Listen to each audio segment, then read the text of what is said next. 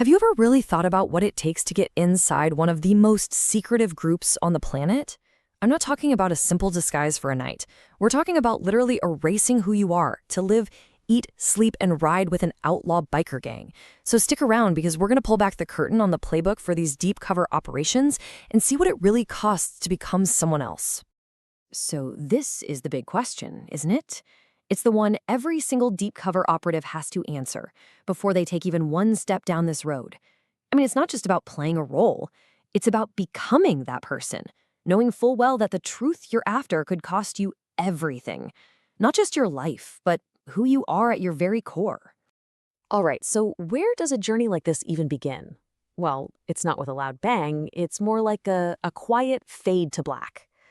The very first thing you have to do is disappear. To build a new person from scratch, the old you has to be completely gone. You have to become a ghost. And this is a serious systematic process. We're talking about official records, your birth certificate, your driver's license, all of it, either sealed or totally changed. You cut off all contact with your family, your friends, it's over. Your old life, every last trace, is just meticulously wiped away by professionals. At that point, you're a blank slate. Okay, so once you've been erased from existence, the real creative part starts. This is where you build your new identity, right from the ground up. And again, this isn't just about getting a fake ID and a new name. This is about creating a whole new person, someone who feels real, breathes real, and can stand up to the most intense questioning you can possibly imagine. In the undercover world, this new identity has a name. It's called your legend. And the key word here, the thing that makes this so wild, is verifiable. Your legend has to be completely solid. It means there are fake high school yearbooks with your picture, fake pay stubs from jobs you never had, and a backstory so deep you know your fake grandmother's favorite recipe. It's not a story, it's your new reality. And the process is broken down into these 4 steps. First, you erase your past. We've covered that. Then, you build that incredibly detailed backstory. Step 3 is mastering the role. You adopt the right accent, the walk, the talk, the skills. If your legend says you're a mechanic from Texas, you better be able to strip an engine with a southern drawl. And then the final and hardest part. You have to live that legend. 24/7, no days off. So, with your new identity completely locked in, you're ready for what is, without a doubt, the most dangerous part of the whole operation. You're not just rehearsing anymore, you're stepping out onto the main stage. It's time to make contact and start that long, dangerous climb to earn a place in the club. Now here's what's so critical to understand. You can't just walk up and ask to join. No way. Infiltration is a careful game. You hang out on the edges, maybe at a bar they own or a place they hang out. You find a way to prove you're useful, because in their world, being useful is everything. A great bike mechanic is way more interesting than just another tough guy. They're going to test you, push you, test your nerve, your loyalty, and you can never, ever let them see you're scared. And after all that, you wait. You don't ask to get in. You wait to be invited. If you finally get that invitation, you become what's known as a prospect.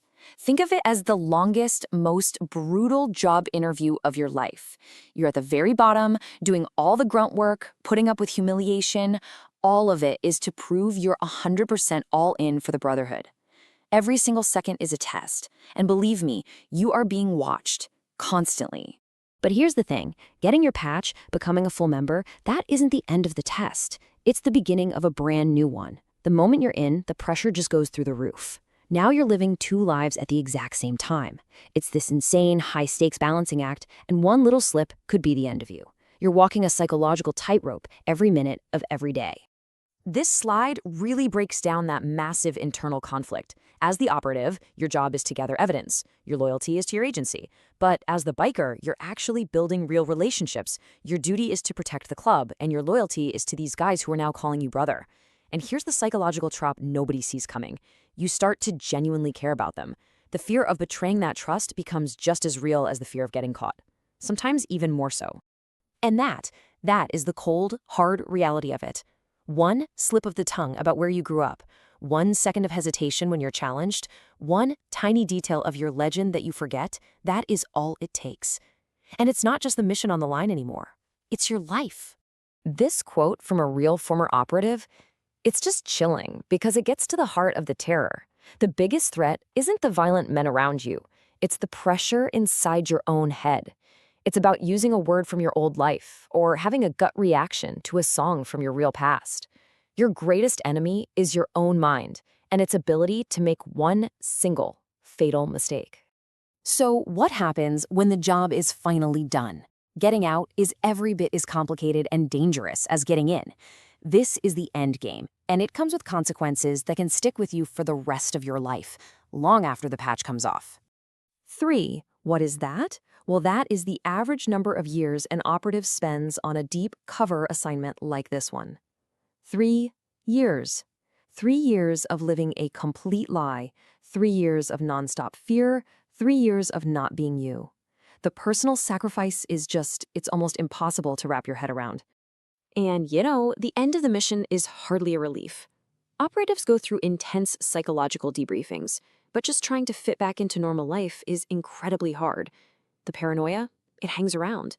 Trusting people is a huge challenge. And after spending years being somebody else, you can suffer a profound loss of your own identity. The legend you built, it never really leaves you.